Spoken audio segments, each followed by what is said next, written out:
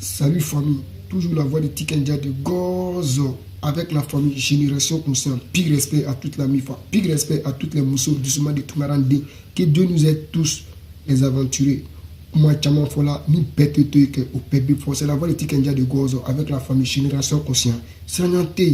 nous serons un gardien au pays. Par contre, nous sommes un messager capote depuis européen. Pour aller à ce monde de le parc là, non, si vous voyez un peu, c'est-à-dire à un cousin quoi, avec Afrique. Ko $100 à ma côte de terrain, mais quand on m'appelle, ko 100 à Afrique à Uruka Fama, ko comme $100 à ma côte de terrain, ko terrain de son là actuellement, ko terrain, le terrain quoi, à son cas non quoi. Donc quoi qu'à Afrique, ko terrain noir de tu, ko à Afrique à terrain noir d'enfant, est-ce que vous voyez un peu? Ko à Karen nous dit à Afrique ma caro clé. Après les 1 mois, à Kawar Beratra dit à Afrique. Mais après 2 mois, allez prendre la quoi, voir investir à chantier là. Ko à Afrique à Uruka Fama, ko non. Ko terrain kuma nyana bo foni ko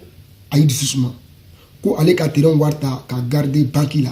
ko après 3 mois 4 mois aka frère wori ko a frère ka manamana kan ka touche c'est-à-dire aka kuma ko fani ko ale ma se ka folie femme a frère kuma na mais ale enquête buru la ja a frère ka terrain warta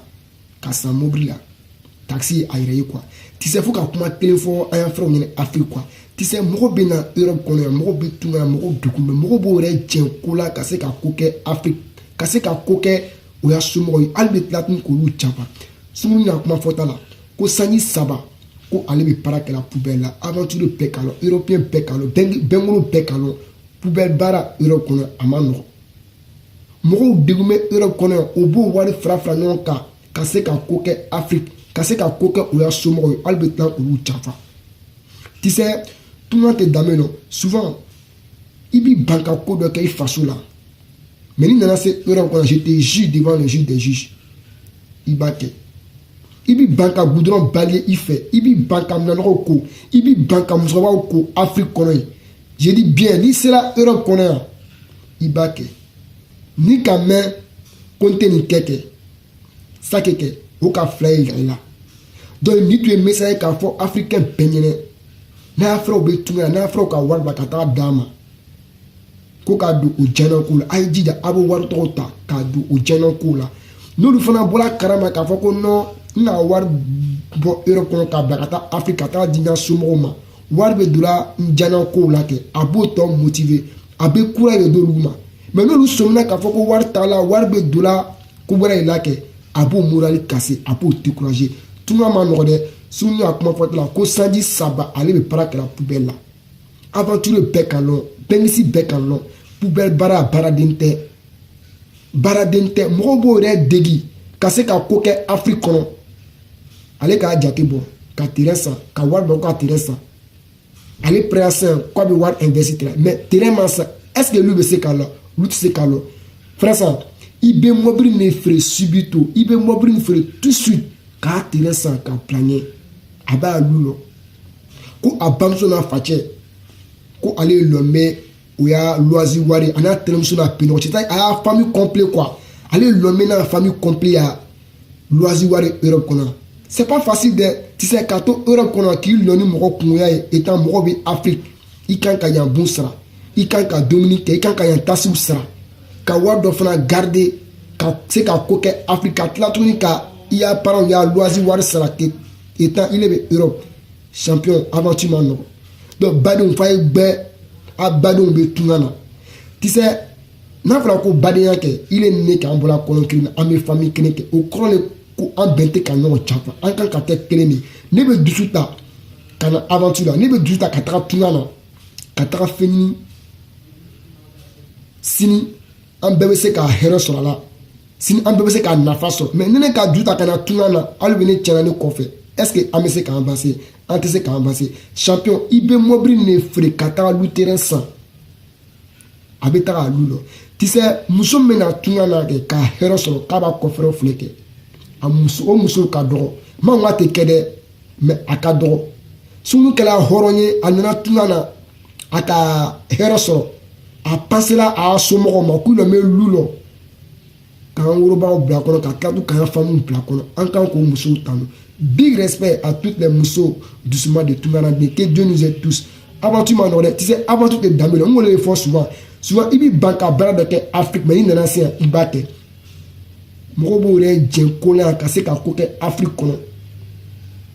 hali bɛ tila tun k'olu janfa ko n baden ko ni n'a wari cɛn ka se ka taa yɔrɔ si o kosɔn souvent i bɛ jate bɔ i b'a ye mɔgɔ dɔw nana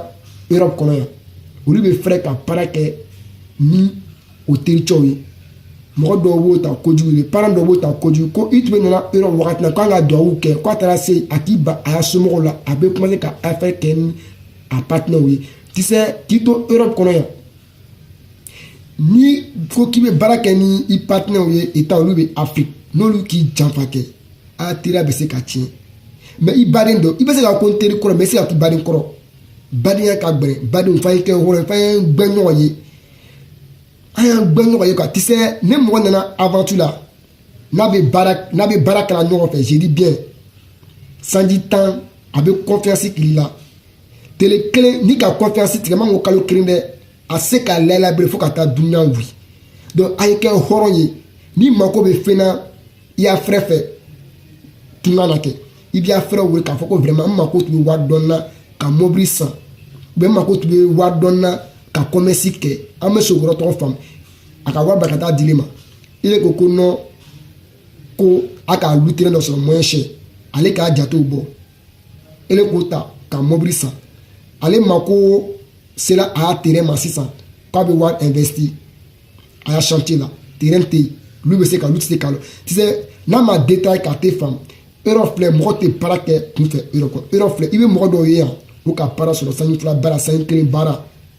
olu bɛ o jate bɔ n'o baara le ye ka sɔrɔ ka ko réaliser bɔ Afrique k'a di quoi mɔgɔ dɔ bɛ Europe kɔnɔ yan n'o ka baara dɔ sɔrɔ baara san jan dɔ ten o bɛ jate bɔ k'i lɔ bɛ en profiter en même temps ka ko kɛ Afrique mɔgɔ bɛ jate bɔ ten de mɔgɔ min ka jate bɔ ka wari bila ka taa ko ka terrain san après ça k'a bɛ lu lɔ ile k'o wari ta ka don ko wɛrɛ la farafin f'an ye gbɛ ɲɔgɔn ye badenw f'an ye gbɛ ɲɔgɔn o de sɔrɔ souvent i bɛ mɔgɔ caman ye yan Europe kɔnɔ je dis bien olu bɛ fɛrɛ ka baara kɛ n'u tericɛw ye o bɛ fɛrɛ ka baara kɛ n'u tericɛw ye aventure ma nɔgɔ dɛ k'i to aventure la yan ka mɔgɔ kungoya yɛrɛ kɛ c'est pas facile i kan k'i yɛrɛ bon sara i kan k'i dumuni kɛ i kan ka wari dɔ gagner i yɛrɛ ye ka tila tun ka i y'a famille ɲaji cɛ Afrique kɔnɔ i ma aventure ma nɔgɔ n ko aventure tɛ danbe lɔ badenw f'an ye gbɛ ɲɔgɔn ye quoi bɛɛ bɛ ala darila tunga na ka nafolo ka lu nafolo sɔrɔ ka se ka lu lɔ ka a y'a famille bɔ loisir la k'olu bila o kɔnɔ mais anw bɛ yan anw b'a yɛrɛ degi ka se ka ko kɛ Afrique hali kan ka anw ka bien gérer hali b'o wari ta k'o don ko wɛrɛ la ko mɔgɔw kana kuma mɔgɔw bɛ kuma o kɔni tɛ mɔgɔ caman le la yan ka mɔgɔ caman bila fight la tu sais quoi bamananw bɛ kuma dɔ fɔ ko ni ko ma k'i la kɛ k'i tɛ ko lɔn souvent n ko ko tɛ k'i la dunuya kɔnɔ mais i bɛ ko lɔn mɔgɔ dɔw nana Europe yan kura ye o nana bɛn ni o tericɛ dɔw ye olu tericɛw sigila ka kuma caman fɔ yen nɔ k'olu bɛ Europe kɔnɔ san 10 san mugan k'olu ma se ka ko kɛ Afrique ala ni o y'a somɔgɔ dɔw kosɔn Afrique kɔnɔ tu sais ni kuma fɔra kɛ a bɛ bɛɛ t'a la k'olu ma se ka ko kɛ Afrique kɔnɔ donc o kuma tɔgɔ kan ka anw fana lasɔmi a kana ko mɔgɔ ka jugu mɔgɔ ma jugu dɛ min nana premier la olu bɛ yan nin o y'a fɛrɛw caman le k'o janfa o y'a wari bien bɛɛ tagala Afrique kɔnɔ o ma se ka ko k'a la Afrique kɔnɔ o y'a fɛrɛw kosɔn an nana an fana kan ka hakili sɔrɔ ni tun ye messager kɛ k'a fɔ africain bɛɛ ɲɛna ni mako bɛ fɛn na i bɛɛ i y'a fɛrɛ i b'a wele k'a fɔ a ɲɛna ko mako bɛ na a b'a kɛ k'a d'i ma n'a ma se ka min kɛ k'a d'i ma i b'o to ten mais i kana to Afrique kɔnɔ ka escroquer k'a fɔ ma ko non i ka lutrin dɔ sɔrɔ k'a ye wari bɛɛ kan i bɛna terrain san n'a ka y'a jate bɔ n'a pɛra k'a bɛ lu lɔ ne terrain ma san olu bɛ se ka lu se ka lɔ big respect à toutes les muso doucement de Tunganande ma femme Aïcha depuis la Chine Fatim Sissi Fofana depuis Panama Adi Dirasma depuis Créasso Smauro Namnata Tram Marie Docche la Victoria Patricia depuis Caldono big respect à toutes les MIFA génération consciente le combat continue salam salam.